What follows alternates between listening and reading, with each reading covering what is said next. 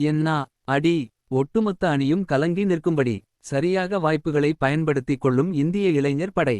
India south ஆப்பிரிக்காவுக்கு Suryakumar Yadav தலைமையில் சென்று 4 over cricket போட்டிகளில் விளையாண்டு 3-1 கணக்கில் வெற்றி வாகை சூடி இருக்கிறது என்று தான் சொல்ல வேண்டும். கிடைத்த வாய்ப்புகளை சரியாக பயன்படுத்திக் கொண்டு இந்திய இளைஞர்கள் ஒரு சாதனையை படைத்து இருக்கிறார்கள். சவுத் ஆப்பிரிக்கா கிரிக்கெட் அணி என்றால் உலக அரங்கில் அவர்களுக்கு என்று தனி மதிப்பு இருக்கிறது.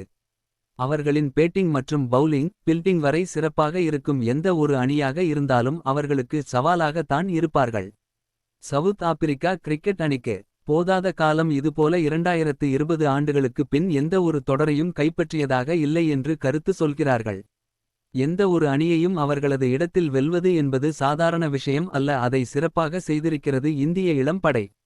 குறிப்பாக சஞ்சு சாம்சன் வருண் சக்கரவர்த்தி திலக் வர்மா ஆகிய மூவரும் மேலும் சிறப்பாக செயல்பட்டு இருக்கிறார்கள். சேட்டன் அந்தலோ அடி பொளந்தலோ என்று சஞ்சு சாம்சனை பொறுத்தவரையில் நிறைய விமர்சனங்கள். முதல் போட்டியில் 100 அடித்து வைக்கிறார். பிறகு இரண்டாவது மூன்றாவது போட்டிகளில் 0 ரன்களில் ஆட்டம் இழந்து இந்திய ரசிகர்களின் விருப்புக்கு உள்ளானார். மீண்டும் 4வது போட்டியில் ஒரு 100 பதிவு செய்து தன்னை நிரூபித்து இருக்கிறார்.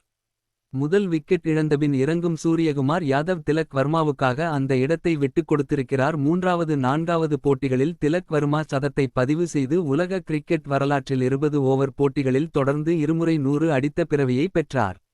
வருண் சக்கரவர்த்தி அவர்களுக்கு மீண்டும் இந்திய அணியில் வாய்ப்பு கொடுத்ததில் இருந்து அவர் தனது மாயாஜால பந்துவீச்சால் சவுத் ஆப்பிரிக்கா அணியை செய்திருக்கிறார் என்பதில் எந்த மாற்று கருத்தும் இல்லை.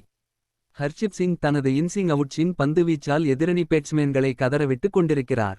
குறிப்பாக கடைசி போட்டியில் ஒரு விக்கெட் இழப்புக்கு 283 ரன்கள் இந்திய அணி குவித்தது. 2 பேட்ஸ்மேன்கள் அடுத்தடுத்து 100 ரன்கள் அடித்தது என்று மிரட்டி இருக்கிறார்கள். சவுத் ஆப்பிரிக்க அணியின் கேப்டன் மற்றும் பந்துவீச்சாளர்கள் என்ன செய்வது என்று தெரியாமல் குழம்பி போய் இருந்ததை பார்க்க முடிந்தது. யார் வந்து பந்து வீசினாலும் அடிதான். நீ யாரை வேணாலும் இரு, ஆனா எனக்கு பந்து போடறதும்னா யோசிச்சு போடு அப்படின்னு சொல்லும் அளவு தரமான பேட்டிங். குறிப்பாக திலக் வர்மா சவுத் ஆப்பிரிக்கா அணி பவுல்களை குருமா செய்துவிட்டார் என்று கலாய்த்தனர் வர்ணனையாளர்கள். ஆக மொத்தத்தில் இந்திய மண்ணில் மட்டுமல்ல வெளிநாட்டு மண்ணிலும் நமது இந்திய அணியால் சிறப்பாக செயல்பட முடியும் என்று இந்திய இளைஞர் படை தனது வேலையை சிறப்பாக செய்திருக்கிறது. வாழ்த்துக்கள் இந்திய டி20 கிரிக்கெட் அணி.